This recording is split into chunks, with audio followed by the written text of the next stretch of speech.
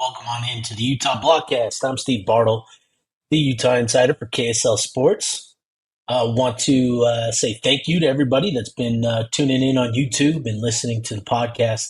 Appreciate everybody for the support of me and the Utah Blockcast. It's been a lot of fun, and if you guys wouldn't mind, subscribe to that YouTube channel, leave a 5-star rating, do the things that help the podcast. It's much appreciated.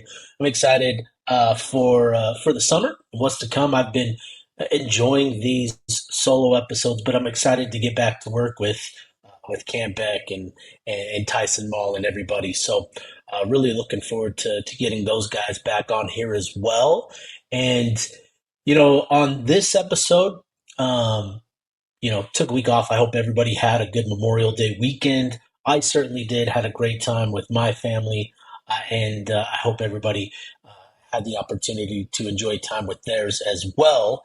And with that extended break, I spent a good amount of time doing a deeper dive across the Big 12. And so on this episode, I'm going to be diving into my personal Big 12 rankings. I think, me and Mitch Harper at KSL Sports are working on, our collaborative Big 12 rankings, our post spring rankings. And so I've got mine, and I've actually had to tweak them a bit over the weekend from from what I sent Mitch earlier last week. So this has been fun to actually do my homework and do a deep dive into each one of these teams and get a feel for the rest of the conference. I think this is going to be very similar to last year, where you've got some favorites, you've got some dangerous teams that are knocking on the door of title contention, and then you've got some dangerous, even volatile threats in the Big 12. And then, of course, you're going to have your schools at the bottom as well. And I think there's some obvious candidates with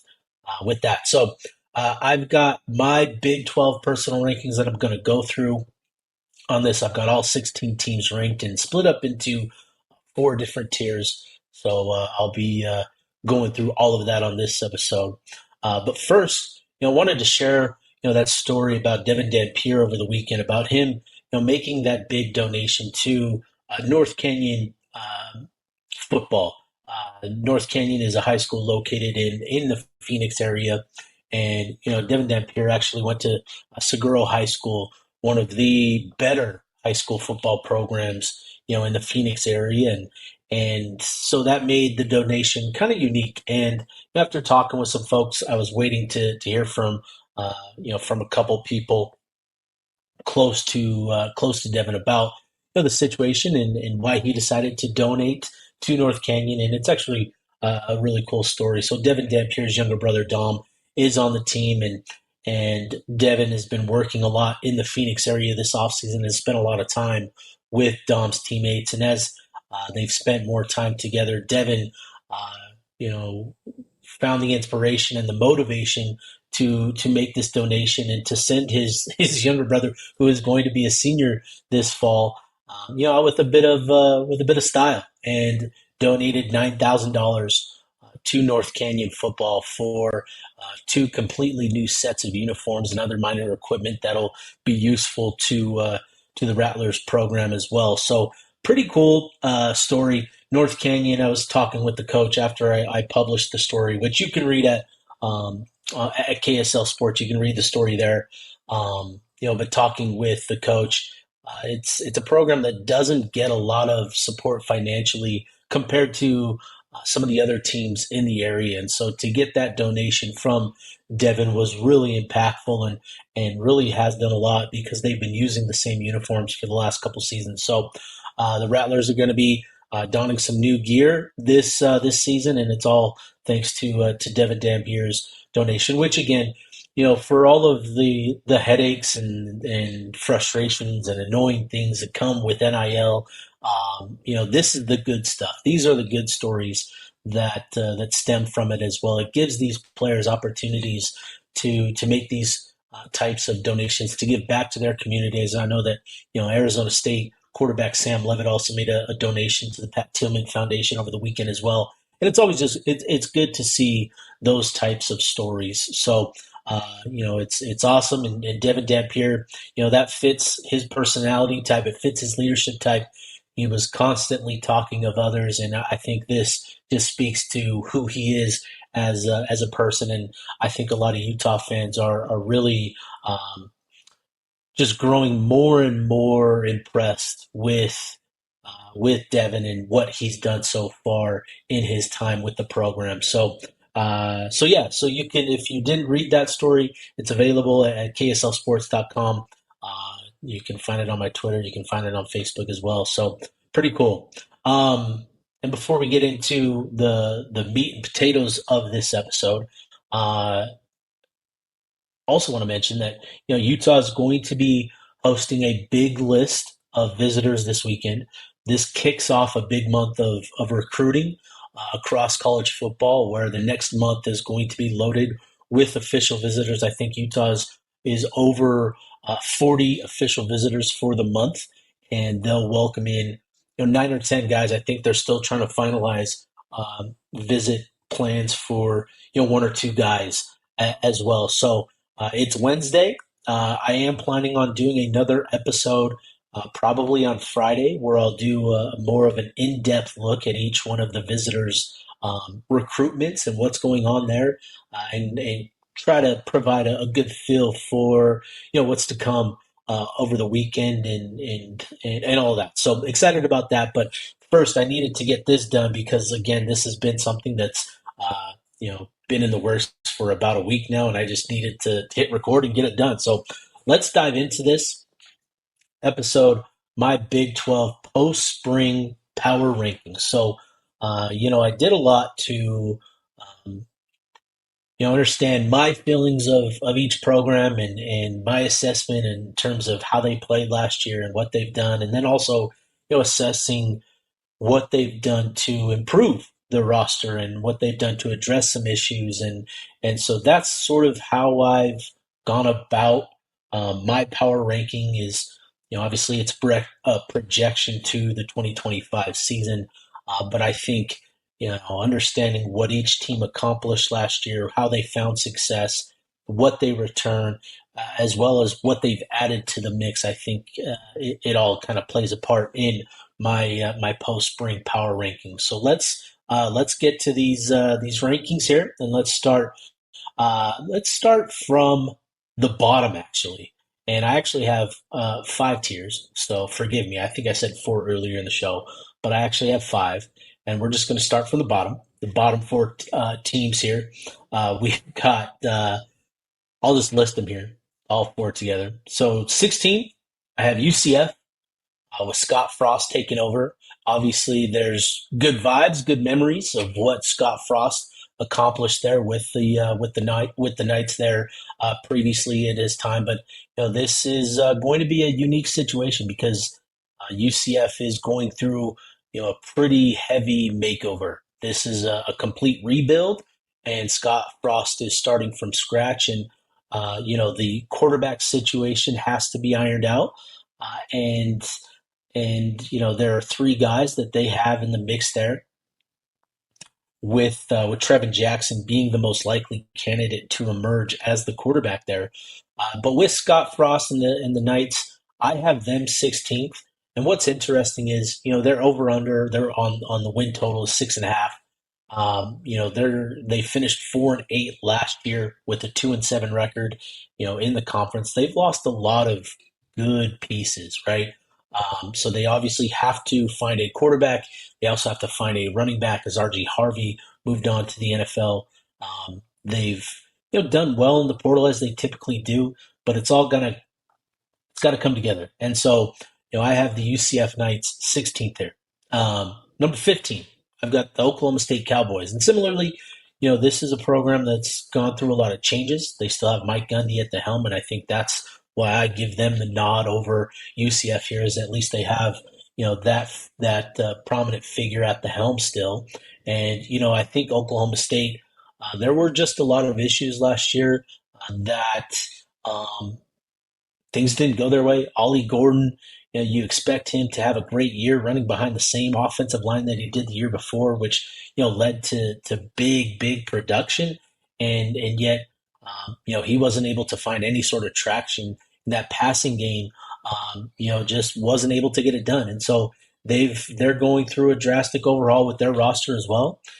Specifically at that quarterback position, they've got a quarterback battle between Haas Haney, who I think is going to emerge as the quarterback there for the Cowboys. They have a win total over under of 5.5 wins. I think I would take the under on both of those for the Cowboys and Knights. But if I had to pick it over between either of those teams, I would take the Cowboys. I think they're better suited to make a jump from where they were last year. So, uh, getting to the number 14 team, Arizona. This is going to be interesting. With Noah Fafita back, he obviously is a veteran. He's seen and played a lot of football, but he's now going to be without Teteroa McMillan, and I think McMillan was a nice security blanket for him. They had a great chemistry, which was apparent from the moment Fafita took the field with McMillan, and so that's going to be a big question mark for me, and it's not something that I think is going to be easily replaced because you don't have first round talent, in that receiver room like you did with T Mac. So, I do think there is room for Fafita to get back to his 2023 form where he was more disciplined and executed the offense more efficiently. Um, but I think that is a bit of a question mark because we now have 2 years of him heavily relying on T Mac to be the guy to bail him out, to create the big plays. And without that presence, I think it's going to be a more difficult adjustment, reverting back to that 2023 form where he did a good job of taking what defenses gave him, of spreading the ball around. It's going to be a difficult transition back to that style and that level of play. But I think the Wildcats have done a good job of addressing and trying to rebuild this roster with good pieces. They have an over under win total of 5.5 wins. It's going to be tough. I think five. I've settled on 5 wins for them this season. If Noah Fafita can get back to the player he was in 23, I think they've got a decent chance to get to 6, 7 wins next year. The last team in the bottom four, West Virginia, with Rich Rod returning, they've completely overhauled that roster. I think they've brought in something like 50 or 60 players, if not more, since Rich Rod has taken over. And, they've got to figure out their quarterback situation as well. They've got a couple nice pieces at the skill players. They lost a really good one to Ohio State, their running back that led the conference, who I'm blanking on his name, but was really dynamic. He transferred to Ohio State, but they've got Jaheim White, who's a dynamic back, who returns and will be a key piece to that backfield. They've also got a couple quarterbacks, one that I'm not going to, Nico, his last name starts with an M. I'm not going to try and say it, but they've got some pieces to work with in that backfield, and I think that's going to be key. And I think Rich Rod just has a formula where they can get back to 5 wins, and that's kind of the over under is 5.5 wins for the Mountaineers. I've got them right at 5 wins as well. So that's the bottom four. For me, the next tier, I'm a little more optimistic on with this group. This is a high variance, high risk type of group where they're capable of knocking off ranked teams. Perhaps they're capable of contending and competing at a good level. But there's also great risk where they could lose to just about anybody in the conference. So at number 12, I have the Houston Cougars, and they finished last year with a 4-8 record, 3-6 in the Big 12. Their over under is 5.5 wins with Willie Fritz. This is now we're getting into where you start to see the dividends of a program builder like Willie Fritz. And, he's done a good job of establishing a competitive culture there with Houston, and that was pretty apparent last year. They didn't have the guys, the dudes, but they were just competitive. And, it took them time to kind of get going, to build momentum. But by the middle of the season, I think they turned a corner. And so, that's going to be a team that continues to rely on their defense. And with Connor Wegman, coming in as a high upside quarterback. Still, I think there's a chance for pretty solid improvement where you go from 4 wins potentially to 6, 7. I would take the over on the Houston Cougars next year. So I think the key stretch for them, it's a back to back in the middle of October. These are two must wins for them to get to 6 wins, in my opinion. They're on the road at Oklahoma State, and then they return home to Houston to take on the Arizona Wildcats. For me, those are two must win games for the Houston Cougars and Willie Fritz. I think that's going to be super important for them. So next on the list, number 11, Cincinnati Bearcats. They finished last year at 5-7, 11th in the Big 12 with the 3-6 record in conference. Their win total, over under win total, is 6.5. With Cincinnati, I really like Brendan Sorsby as a quarterback. I think he's done a lot. He did a lot last year. He seemed capable of making a variety of throws and important throws. Um, they've lost some skill players. They've lost some receivers, but I think they've done a good job of bringing in receivers from the transfer portal that can come in and kind of pick up where those players left off. They do have a star running back in Corey Kiner gone to the NFL, but they brought in Tyree Walker to fill that gap. And reports throughout spring ball on him were pretty promising. So, with the Bearcats, I think the defense hinges on the defensive line, with Dante Corleone being a big piece to that unit. He's going to be returning from injury. If he's dominant, I think Cincy could sneak into that 7 win territory, perhaps push to 8. I think that's going to be it's going to be important for Sorsby to take a big jump.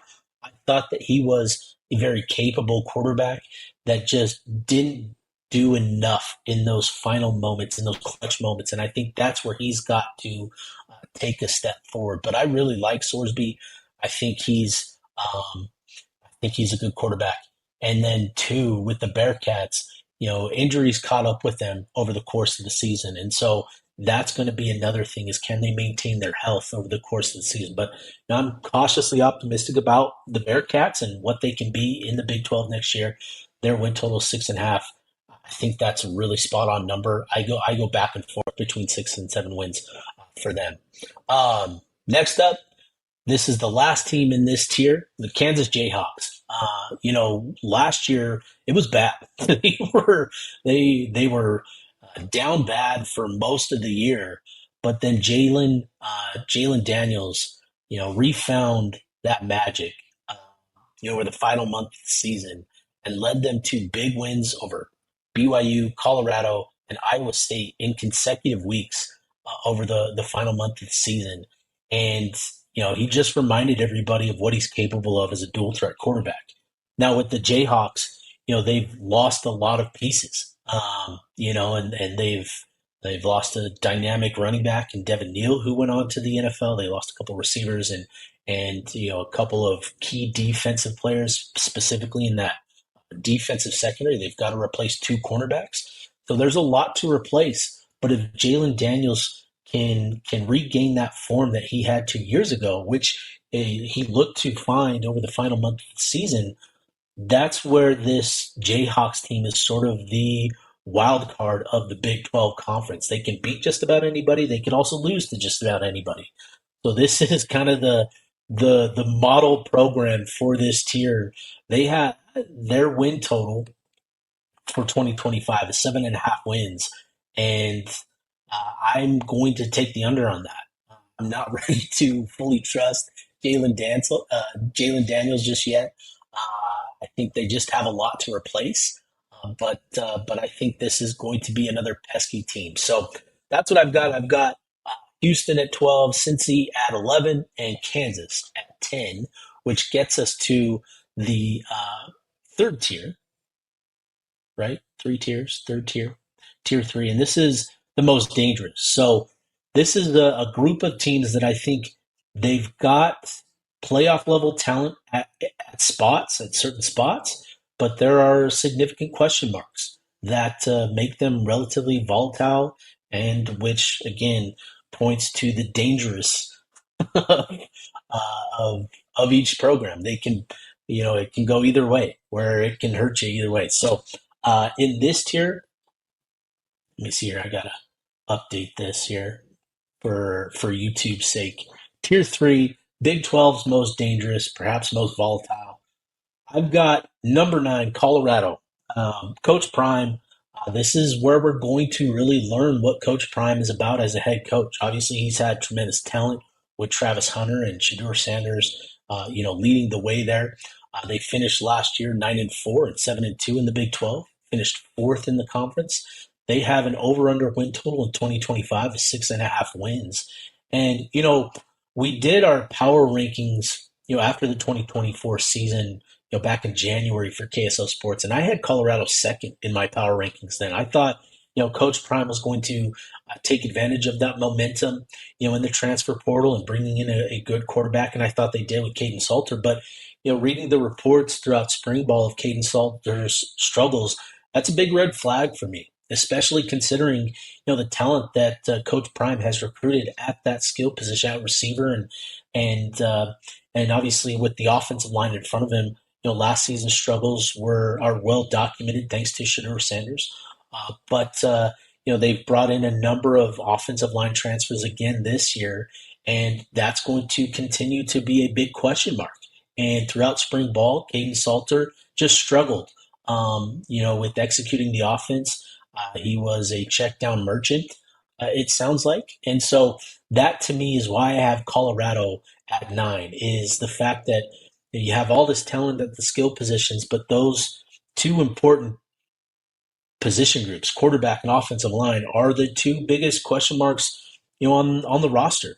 I think the defense is actually going to be pretty good, but they don't have a run game or refuse to rely on it, and so it's just that's sort of the big deal for me. I think they have a lot of talent. I think they have a ton of top end talent, to be more specific, but it's just they don't have the meat and potatoes that you need. So, if Caden Salters, if things click for him offensively, where he's grasping the offense and executing at a high level, this is a really dangerous team.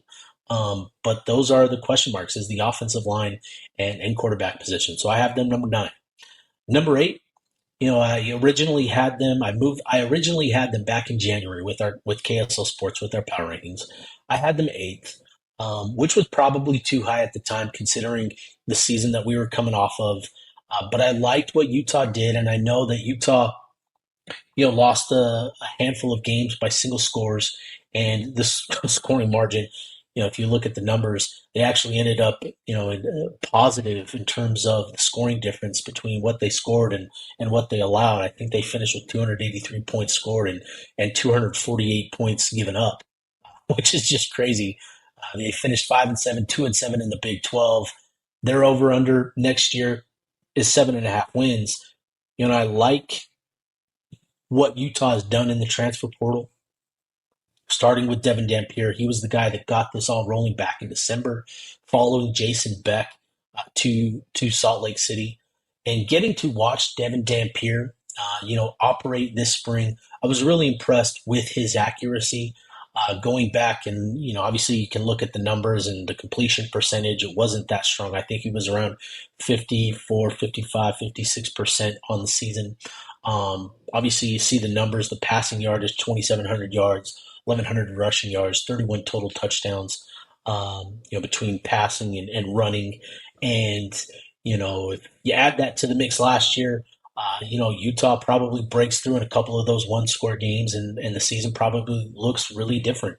But I think it's important to remember that this is a totally new schedule, and it's going to present its own unique challenges this year. But I like what Devin Dampier showed us throughout spring ball with his passing. I thought he improved as a passer, from what he looked like in 2024 compared to how he executed in spring ball. I think the fact that he's going to be operating behind this offensive line, I think, is actually going to be really helpful and beneficial to his game. If you go to Pro Football Focus, you look at some of the premium stats, you look at how he executed in a clean pocket. he was completing 63% of his passes and took really good care of the ball. And I think that's going to be the key for Devin Dampier is this offensive line providing protection, Devin Dampier making quick decisions. And we saw that throughout spring ball. And I think Jason Beck's offense provides some easy buttons, a lot of easy buttons that weren't present in the previous offense. And I think Devin Dampier, his command of the offense was very apparent throughout spring ball as you watched Isaac Wilson and Jamari Ficklin, learning the offense and how they sort of struggled but made progress throughout spring ball. Devin Dampier was able to execute at just a completely different level. His grasp and command of the offense was just very apparent. So that is the big reason why I'm optimistic and why I feel better about having them eighth. I wanted to move them up to seventh or sixth, but I think keeping them at eighth with what the season they're coming off of, with the additions that they've made in the transfer portal and with the coaching staff, I think eight is fair. And I think Utah is going to need that defense to be really good again next year with Leonard Barton, Smith Snowden, Teo Johnson. I think I'm really excited about those three. I think sort of the key players and X factors for next year. I look at Dallas Vakalahi as a very important piece to next year's outlook. Strong safety Rabbit Evans is sort of the biggest X factor for me on that defensive side of the ball. If he plays the way he did in spring ball, I think he could be a really impactful and a big difference maker for Utah. And then at wide receiver, I've got Tobias Merriweather as kind of the biggest X factor, given the fact that Utah wanted to add a dynamic, elite trait, a traity type of receiver, a guy with elite traits that maybe hasn't put it all together. Tobias Merriweather at 6'5", 195 pounds with great speed, a big catch radius. He fits that mold, and I think with how this offense is going to look, obviously it's going to be centered on the run, and there's going to be a lot of run plays, but they want to take, Beck wants to take shots down the field. They want to move the ball vertically, and I think Tobias Merriweather and Larry Simmons both add to that dynamic of the vertical passing game. So I've got Utah at 8. Their over-under win total is 7.5. I take the over. I'm really comfortable with this team getting to 8 wins. It's just going to be, those one or two plays in those big games. And I think the key stretch for Utah next year is in the middle of October, where you welcome ASU to Salt Lake City. You go 50 miles south to Provo to take on BYU, and then you return them home the next week to take on the Colorado Buffaloes. I think Utah has to go 2 out of 3 in those games. They've got to win 2 out of 3. And that's going to be the key for them, is that stretch, those 3 games. They have another difficult stretch in November where, they'll welcome Kansas State to Salt Lake City. They'll finish the year with Kansas. But I think that stretch in October, that 3-game stretch, is going to be the key for Utah. They've got to find a way to win 2 or 3 of those games, as well as taking care of business, throughout the rest of the season. So I've got Utah at 8 with the over at 7.5 wins. And so that's where I like Utah. Number 7, I've got the TCU Horned Frogs. This team is interesting. With Josh Hoover returning, I like Josh Hoover. I wasn't overly impressed with Josh Hoover, but he did a great job of making throws and giving his players, opportunities to make plays. But he lost 2 big pass catchers for him in Jack Beck and Savion Williams. And they did a decent job of addressing those departures with Jordan Dwyer, a transfer from Idaho, who was one of the top receivers in the transfer portal market, as well as Joseph Manjack from Houston, who's kind of an underrated receiver. He doesn't wear gloves. He lives up to the name, I think, of Manjack. When you think Manjack, you just think, you think Joseph Manjack. Like, that's just, you think no gloves. You think just eye pain as a receiver and all that, no gloves, and just tough. So I've got TCU here. Their win total for 2025 is 6.5 wins. Pretty surprising, given the fact that, they did return a good amount of players from last year's roster. But I think the big question mark for them is actually going to be, the wide receiver position in replacing Beck and Williams, but also the offensive line. And that's surprising given the fact that, they returned most of that line, but the offensive line last year wasn't very good. There were just too many issues. They weren't able to generate a lot of movement in the run game. And that's kind of an issue, a well-known issue under Sonny Dykes is, his run games suffer. Big time passing attacks, but the run game suffers. So, the TCU Horned Frogs, I think they're always going to be tough, and I think they're going to have a tough defense. They've done well to address some needs on that side of the ball, specifically along the defensive line. But I think for them, I look at the stretch of at ASU against at home against Colorado, going on the road to Kansas State, and then Baylor at home. That's a tough 4 game stretch in October, and TCU is the type of team that they could win all 4 of those games, they could lose all 4 of those games, and none of it would be surprising. So, I think this team, if they can get Josh Herbert to make strides, if they can get an offensive line, a little bit more cohesion with that offensive line, this team could make a run for the title. But I think, 8, 9 wins certainly isn't out of the question as well. I think I've settled on 7 to 8 wins for the Horned Frogs. Moving into the next tier, this is, to me, knocking on the title door. This is a team that's just a tier below the Big 12 favorites. So I've got 2 teams in this tier, starting with Iowa State. And similarly to TCU, I really like Rocco Beck as a quarterback, but he had 2 really good receivers in Jaden Higgins and Jalen Noel, who've now moved on to the NFL. And, that's going to be a question mark of how well has Matt Campbell and that offensive staff, how well have they replaced them? And to their credit, they landed 2 really good receivers on the transfer portal, and Chase Sowell and Xavier Townsend, who is going to come in, and those guys are going to have to step up in a significant way for the Cyclones. So I think I think there's more responsibility on his shoulders this year without those 2 receivers. They're going to have a really good running back backfield with I'm blanking on his name, Carson Hansen and Abu Sama.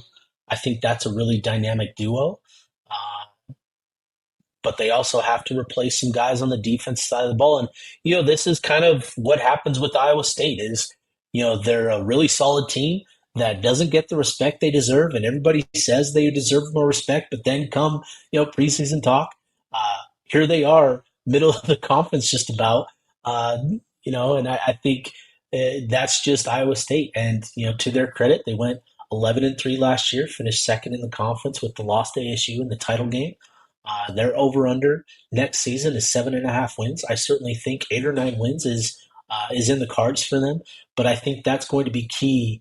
I think Rocco Beck's development and taking on more responsibility and being more of the leader, right? I think is going to be key to them maintaining that level of play. So I got the Iowa State Cyclones at 6, and number 5. Man, talk about tale of 2 seasons. like starting the year 2-4, and then Sawyer Robinson leading them to 6 straight wins over the course of the latter half of the season last year. Sawyer Robinson and the Baylor Bears, I think, are set up to be pretty competitive this year. They finished 8-5 last year, 5th in the Big 12. Their over/under this season is 7.5 wins. I'm leaning towards the over on that. With Dave Aranda, leading this group and running it back, his seat is much cooler than it was last year. And Sawyer Robinson is obviously key to that. He made big plays, and I thought made good decisions throughout the final half of the year. In terms of what they've done to address needs, they went out, they landed a receiver in Kobe Prentice who's going to be a dynamic option in that passing game. They've also done well to add to the defensive side of the ball with a couple of additions at linebacker where they have to replace Matt Jones, who was the heart and soul of that defense.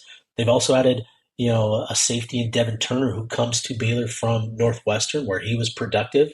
And that was kind of the big question mark for the Bears was that defensive secondary and adding a dynamic ball hawking safety in Turner, I think is really good for them. But again, this defense is going to their success is going to be contingent upon that linebacker group. They've got three new faces in that group, and it's got to come together for them. But otherwise, this is a group that runs it back, that runs back a lot of last year's team, and with Sawyer Robinson, gaining that confidence of being QB1, I think is going to be big for him. So I'm taking the over on the 7.5 wins, and I think Baylor is knocking on the door, of a conference title. So I've got Baylor at 5. This is where it gets interesting. So with the offseason, the Big 12 favorites, I think it's pretty unanimous across the country. How you have it split, um, will vary. But starting with BYU at number 4, to be completely transparent, last week when I sent my power rankings to Mitch Harper, I had BYU 3, and then the next day, the Jake Retzlaff sexual assault civil suit dropped. The news on that, and that though there hasn't been any sort of decision as to Retzlaff's future with the Cougars, I think like this is the sort of thing that can be a distraction, and I think it's important to be respectful of the entire situation to Retzlaff and obviously the case itself.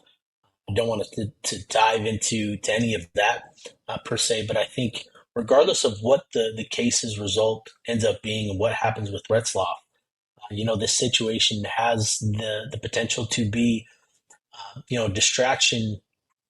Um, Maybe isn't the best word, but I think it has the potential to impact the ceiling of this team. Right when you have a quarterback that gained the experience and the confidence that Retzloff did over the course of last year, that's big for them and was big for their outlook in 2025. Now with his future up in the air, if he remains with the team, this case um, is going to linger, on his mind, and I think it can certainly impact things. So, outside of that quarterback position, the Cougars have a pretty solid roster, and I think they are going to be in contention. They're going to be competitive. They've done well to address some needs in the transfer portal, and yeah, yeah, they've done well there.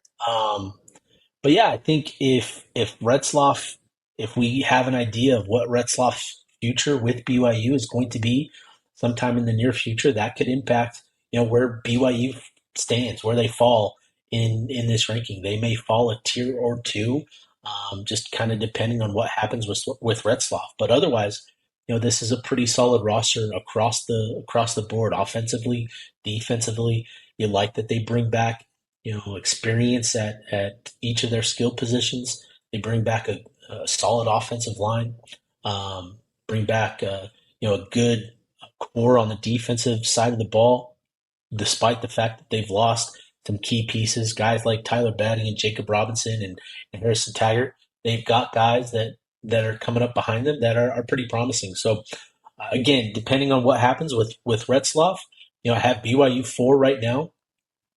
But that can certainly play a role. I think there's some other factors that will contribute to BYU's uh, potential regression this season.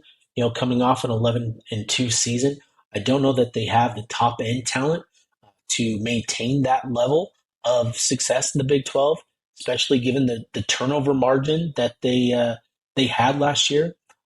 I think that is kind of the big reason why I think BYU is going to come back to the middle of the Big 12. Is it's hard to replicate turnover success year over year. You can get close, and it can be a point of emphasis, but getting back to that sort of turnover margin in back-to-back years is pretty tough. So, and I think too, obviously the target is going to be on their back. They're not going to be able to get by anybody. Um, sneak up on anybody, I should say, they're going to they're going to get a lot of people's best shots, and that's going to be a different look. So I have BYU for right now, but again, depending on Retzloff's situation, they could drop they could drop a bit. So I have them for number three. I have Kansas State, and they finished last year 9-4, finished eighth in the conference with a 5-4 conference record. Their over under next season is 8.5 wins. And, this is the team where kind of reading up on them over the course of spring ball, I actually like what they've done and like sort of the progress that they've made this offseason. This is the team where I feel um, a lot, I feel they've improved the most based on what they've done this offseason. Um, Obviously, I think Avery Johnson is without a doubt the single most talented quarterback in the Big 12. But last year, his first year as a full time starter, you saw sort of the mental lapses and some of the issues with a young quarterback. And I think, as long as he makes progress and continues to do the things that he's supposed to do, I think he can make a big jump this year. And I think last year will serve as sort of the growing pains. I think Kleiman and his staff have done a good job of bringing in pieces around him to maximize Johnson's potential in 2025. They brought in a couple of receivers in Jaron Tibbs and Jaron Bradley, who I think, adding that to the mix of Jace Brown, I think will help that passing game a lot. That was a big issue for Kansas State last year, was that passing attack. And so you've added them there. You've brought in a five-star talent at tight end in Lincoln Cure. And so I like what they've done in bringing in talent around Avery Johnson. But most importantly is they've bolstered the offensive line in front of it. So Kansas State lost I think three offensive linemen from last year's roster, but they brought in a handful of transfers. And I think the guy to keep in mind here when talking about uh, you know transfer portal impact players, I look at offensive tackle George Fitzpatrick as kind of the key piece here to the Wildcats' outlook. He's a transfer from Ohio State. He's expected to come in and play that left tackle spot, and if he finds success in that role, I think that'll be big for the Wildcats in that offensive line. They've brought in three other offensive line transfers, one from USC, one from Pitt, and one from Penn State, which not all of them are going to be starters. They're going to serve. They're going to be in competition for a starting role, but at the very least, they shore up the depth along that offensive line. So those are the big reasons why I'm more optimistic about Kansas State than I was previously. Is I like what they've done in uh, in the position groups around Avery Johnson with receiver, tight end, and offensive line. They have to replace DJ Giddens, who was a dynamic running back last year, who went on to the NFL. But they've got a couple pieces, Dylan Edwards and another running back that I'm blanking on. But they've got a good group to work with. The defense is going to be tough just because that's Kleiman's calling card. They play a tough brand of ball, and they've got a really good defensive line that returns a lot of production from last year, a lot of depth. But the big question mark on that side of the ball is the defensive secondary. So that's the big question mark for the Wildcats: is what sort of progress do they make on in coverage. So yeah, I'm optimistic about the Wildcats. I think they're going to be one of the favorites this year. Number two, I've got the Texas Tech Red Raiders, and this revolves entirely around what they've done in the transfer portal. And when you invest as much as they have in the portal, they're obviously looking to cash out with the Big 12 championship. They've gone into the portal and added pieces at running back, at wide receiver, along the offensive line. They've added defensive linemen and players in the defensive secondary, guys that they're expecting to come in and plug holes, not only plug holes, but be dynamic playmakers for them. And I think that conversation starts with David Bailey and Romello Height, two guys that are going to add a dynamic punch to that pass rush. The big question mark for them is what sort of progress does Bayron Morton make? He was productive. He was safe last year. He's going to have the skill players around him to continue to do that. He doesn't have Todd Brooks, and that's kind of the question mark there. Is what do they have at running back? And then two at offensive line. They brought in two linemen from the transfer portal, two highly touted linemen that uh, didn't participate a whole lot in spring ball or weren't with the program throughout spring ball, but are going to be counted on to play big roles this season. But I think with what they return from last year's roster, with what they've brought in from the transfer portal, they brought in a lot of high level difference makers, and I think they're pushing their chips to the center of the table. They're going all in, and so I've got to respect that. but but obviously we'll see if it all comes together for them in 2025. But they finished last year 8-5 and 6-3 in the conference. Their over under win total is 8.5 wins, and I think that's on the money in terms of making a difficult line and making a difficult bet. I think going 8-4, going 9-3 is very much a possibility, and getting to double digit wins is also in the cards for them as well. Which gets me to my top team among the Big 12 favorites, and I still have the Arizona Sun Devils at number one. Obviously, when you win the conference, that comes with a bit of extra respect in my book. Obviously, if you want to be the champion, you got to beat the champion, and so that's the Sun Devils this year. And they obviously, when you talk about the Sun Devils, the conversation starts with how do they replace Cam Scadaboo, and that's going to be by committee, and that's a sign of respect to what Scadaboo did.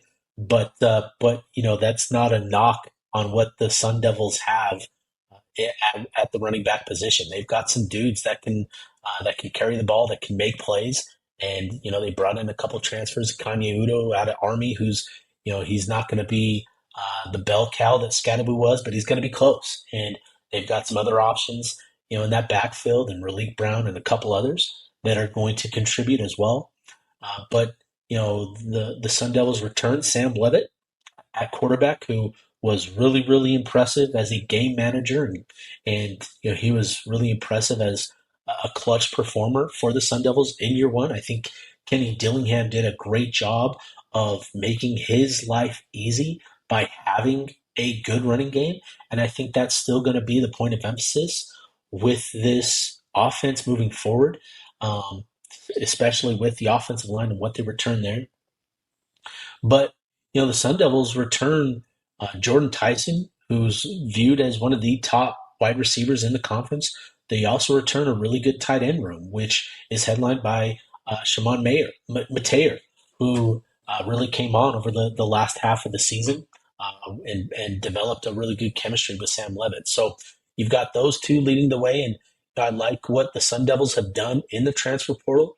It wasn't a big transfer portal class, but I thought that they added some good pieces, specifically at wide receiver, bringing in a couple guys that could potentially, elevate that group as well. And then this defense, this Arizona State defense is tough, and they return a lot of the guys that they had on that side of the ball last year. And, they've brought in a couple key pieces, in the defensive secondary, Nyland Green and a couple others to help elevate and address some of the losses that they've had there. But this is going to be another good Sun Devils team. And, obviously in the Big 12, no program has ever won back-to-back titles. But I think the Sun Devils' chances to repeat should be taken seriously. I think they've done a really good job of, building this roster and building a good competitive culture, and that's a respect to Kenny Dillingham and the job he's done there. So I think he's a great culture builder, and they've got the culture really strong down there. So they're going to be competitive, and they're still my number one Big 12 team. So that's my list. Again, 1 ASU, Texas Tech, Kansas State, BYU, number 5 Baylor, 6 Iowa State, 7 TCU, 8 Utah. Who again, I think with all the changes that they've had, there's a renewed sense of excitement and hunger around the program. A lot is going to depend on Dampier making the adjustment to the Big 12, but I think if he does that, this team could jump a tier. And then number 9, I've got the Colorado Buffaloes. Number 10, Kansas Jayhawks. Number 11, Cincinnati Bearcats. Number 12, Houston Cougars. 13, West Virginia. 14, Arizona. 15, Oklahoma State. And 16, UCF. So that's my Big 12 power rankings. Feel free to hit me with your rankings. Would love to hear from you guys and how you sort of view the conference right now. I think it's certainly interesting. A lot of discussion, a lot of debate, and a lot of different ways that you can view the conference. Obviously, a lot can change over the coming weeks with certain things going on in the conference and all that. But I think that's how I sort of view the conference right now. So appreciate everybody again for tuning in and watching on YouTube. If you do that, or if you listen on your podcast platforms, I appreciate that as well. And it's been a lot of fun. And again, I'm going to have an episode out Friday to preview this weekend's visitors. And then we'll kind of get into more of a regular schedule from there as well. So appreciate everybody. Myself, I am Steve Bartle, and this is the Utah Blockcast, and I am signing off.